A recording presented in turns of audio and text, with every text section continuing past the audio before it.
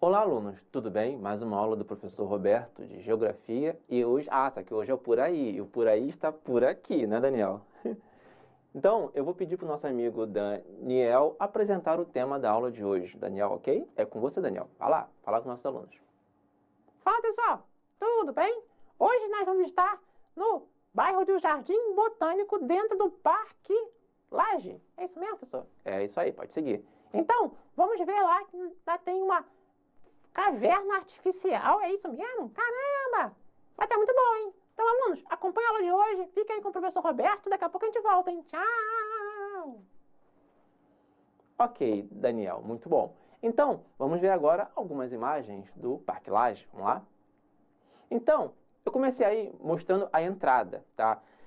Esse aí é o bairro do Jardim Botânico, né? É um bairro bastante movimentado, uma área urbana. E dentro dessa área urbana tem uma espécie de simulacro da paisagem natural, tá vendo? Tente virar um pouquinho a câmera. Nós estamos dentro de uma floresta? Como assim? A gente vai ver ali, tem uma trilha, né?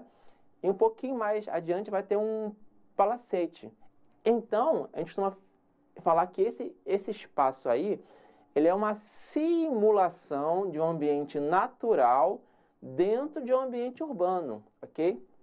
E esse palacete aí, ele já teve várias funções. Ele já foi uma chácara, já foi palco de eventos, de shows de rock também.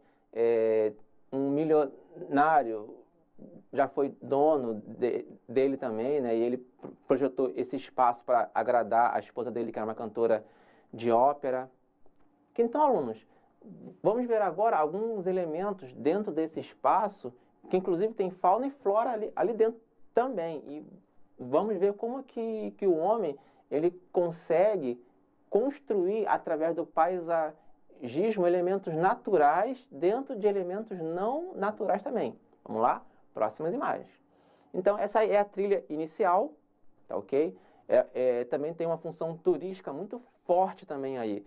E uma coisa que eu percebi, o clima dentro dessa área aí, ele é bem mais ameno. Então, a gente pode também falar da questão que aí dentro tem o microclima, né? Por quê? Quanto mais arborizado é uma área, mais ameno é esse clima. Então, é importante a gente falar também que as cidades, os bairros, eles investirem também em áreas públicas com árvores, parques, praças assim, arborizadas. Isso ameniza o clima, isso diminui um pouco, né, esse calor que a gente sente aqui no Rio. Que isso aí, pessoal, é um jardim romântico. Ele é inspirado em jardins europeus. Ele foi projetado mais ou menos em 1840 pelo paisagista inglês John Tyndall, ok? E aí é a frente daquele palacete que a gente falou, né? Que ele foi refuncionalizado, ele agora tem uma função mais turística, ok? Essa área toda aí foi tombada pelo patrimônio histórico. E olha que bacana, gente. Nós estamos dentro de um bairro da Zona Sul, mas se você olhar essas imagens, parece que a gente está dentro de uma floresta. É como eu falei, é a interferência humana dentro do ambiente urbano, criando espaços naturais, né, entre aspas. E também tem a presença aí de fauna e flora também, que é vida animal e vegetal. Vamos ver daqui a pouco alguma espécie bem interessante e comum que tem aí passeando pelas trilhas do Parque Lage, ok? São os macaquinhos ali, ó, tá vendo? Eles interagem tranquilamente com os humanos, tal, eles não têm medo, eles estão acostumados, né? Eles só ficam um pouco alertas, né? E eu percebi que alguns turistas dão alimentos, coisa que eu não aconselho, tá? Isso pode fazer mal a eles.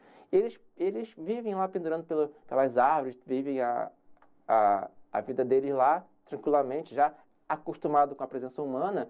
Então a gente pode perceber que a fauna e a flora dessa área aí, ela é rica, ela é diversificada também e está encravado dentro de um espaço urbano. É muito interessante isso.